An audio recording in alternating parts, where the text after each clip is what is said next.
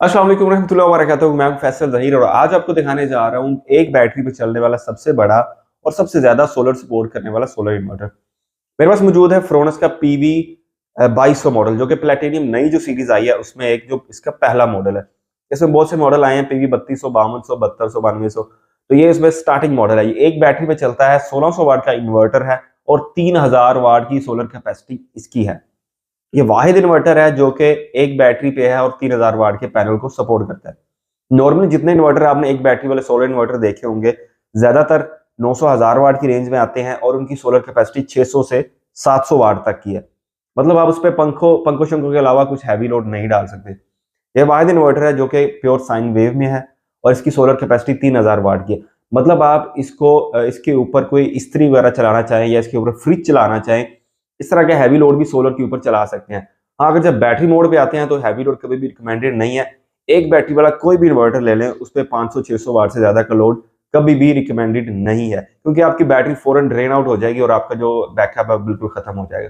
तो ये इतना ज्यादा लोड आप सिर्फ और सिर्फ सुबह टाइम चला सकते हैं जब आपका सोलर आ रहा हो, और वो भी तब जब आपने लोड के मुताबिक अपना सोलर लगाया हुआ। बहरहाल जो फ्रोनस का जो मॉडल है बहुत ही जबरदस्त मॉडल है। अब इस थोड़ी सी इसकी आज इंशाल्लाह वीडियो में इसकी टेस्टिंग करेंगे, टेस्टिंग करके देखेंगे इसके ये कितना लोड चला सकता है।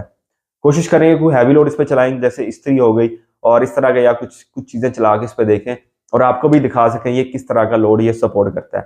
ठीक है, उसके अलावा इसको सोलर भी अटैच करेंगे और इसकी एक छोटी सी टेस्टिंग करेंगे ताकि हमें पता चल जाए ये इन्वर्टर कैसा बना हुआ है।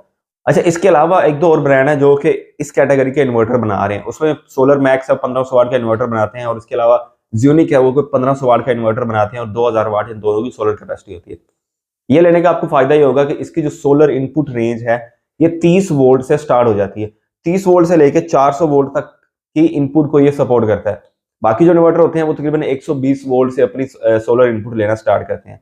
तो ये एक बहुत बड़ा एज है कि आप इसको किसी भी सोलर कैपेसिटी के ऊपर कम से कम सोलर भी है तो आप ये इन्वर्टर लगा के अपना काम स्टार्ट कर सकते हैं, और इन फ्यूचर आप इसको बढ़ाते जाएंगे तो अपनी डिजायर्ड जो आपका रिक्वायरमेंट्स है उस तक आप इसको लेके जा सकते हैं।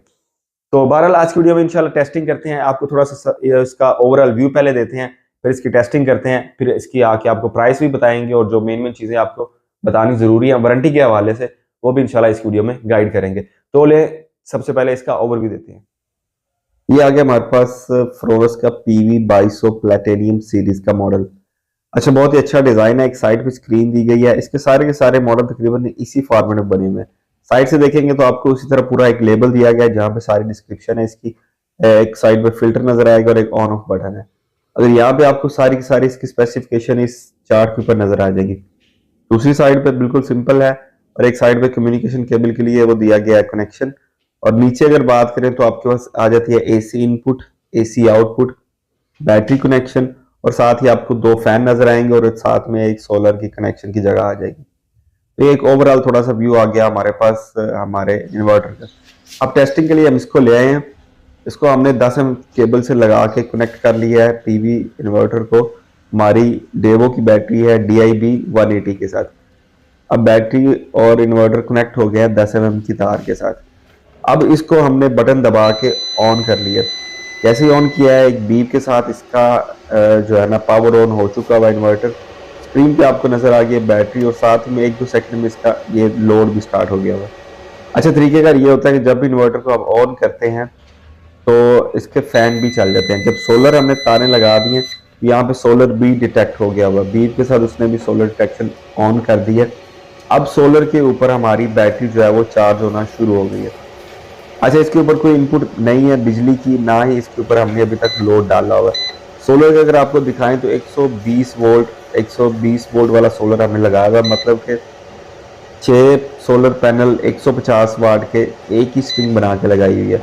तो मैक्सिमम जो एम्पेयर आपको मिल सकते हैं इस पर वो तकरीबन 7 से 8 हैं और मैक्सिमम वोल्ट 120 के करीब है। अभी ये तकरीबन 30 से 35 एम्पेयर जो बैटरी को जा रहे हैं और बैटरी के वोल्ट अभी 12.9 है, ऊपर से तकरीबन 6.5 एम्पेयर आ रहे हैं।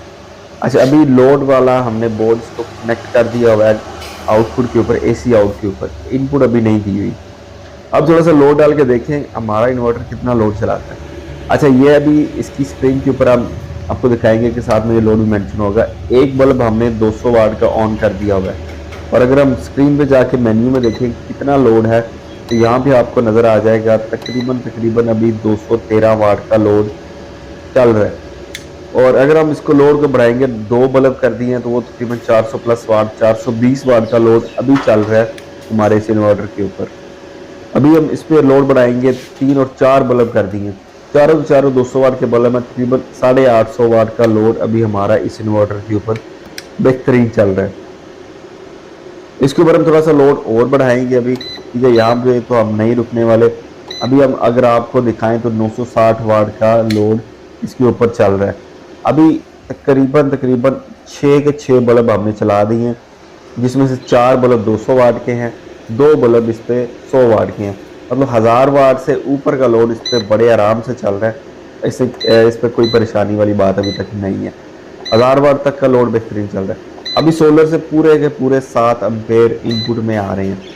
हमारा जो सोलर है उसकी कैपेसिटी 8 एम्पेयर की है हमारी स्ट्रिंग की, तो जो मैक्सिमम जो आ रहे हैं वो 7 एम्पेयर है। बैटरी जरूर डाउन हुई है क्योंकि लोड बहुत ज़्यादा है इसके ऊपर। अभी यह है कि लोड हम चाहेंगे कि इससे भी थोड़ा सा ज़्यादा चला के देखें, इससे ज़्यादा कितना चलता है।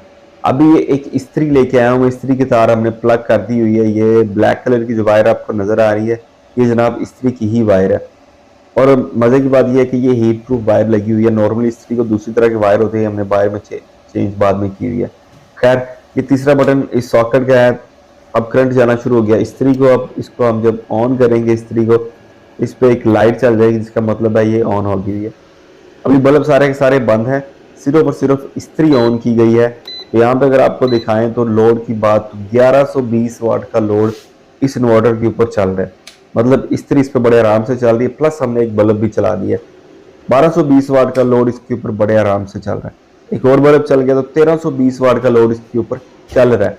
अब बाकी जो हमारे पास बल्ब हैं वो थोड़े बड़े हैं, वो चलाने से इसने 07 का हमें वार्निंग दे दी है। अब 07 की वार्निंग का मतलब यह है कि आपका सिस्टम जो है ना ओवरलोड हो चुका है। तो अब लोड को हम बंद करेंगे तो हम वापस आ जाएंगे। 12 एक इस्त्री पे ये बहुत ज़बरदस्त चला है और 1300-1400 वाट तक का लोड आराम से चला रहा है। जी दोस्तों, इसकी टेस्टिंग ओवरऑल व्यू आपने देख लिया। आपको अंदाजा हो चुका होगा कि ये किस तरह का इन्वर्टर है।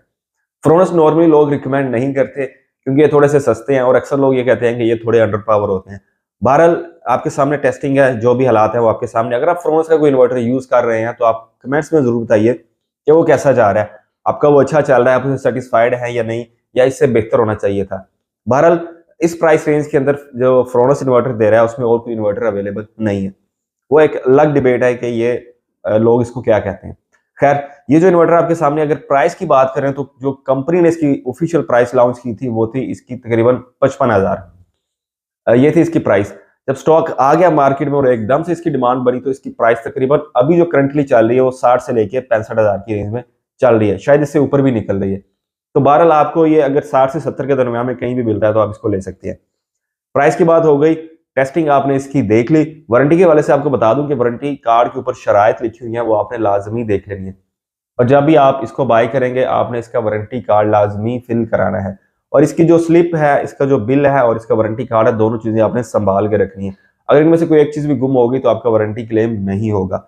और जो वारंटी की शराइत है वो लाजमी देख लेनी है। बाकी जो हर एरिया का जो वारंटी सेंटर है, मैं उसकी एक फोटो अटैच कर रहा हूँ। अगर आपको नियरेस्ट वारंटी सेंटर की जरूरत पड़ती है उससे आप कॉल करके अपनी डिटेल्स ले सकते हैं। उम्मीद है कि आपको इन्वर्टर के हवाले से जो चीज़ें आपको चाहिए थी, थोड़ी इन्फॉर्मेशन अगर आप लेना चाह रहे तो उम्मीद है कि आपको कुछ ना कुछ चीज़ें क्लियर हो गई होंगी। इन्वर्टर आपको लगाना चाहिए या नहीं लगाना चाहिए, या आपने वीडियो पूरी देख के, टेस्टिंग देख के और अपनी रिक्वायरमेंट्स को देखने के बाद ही डिसाइड करना है। और उम्मीद करते हैं कि ये इन्वर्टर अच्छा होगा और आपके पास अच्छा परफॉर्म करेगा। तो ले जरा वीडियो को ख़त्म करते हैं। कोई क्वेश्चन है तो कमेंट में डालिए। हाँ, अगर आप इसको यूज़ कर रहे हैं तो वो लाजमी बताइए कि आपके पास ये कैसा चल रहा है। तो फिर मिलेंगे इंशाल्लाह किसी दूसरी वीडियो में किसी और रिव्यू के साथ। और अल्लाह हाफिज़।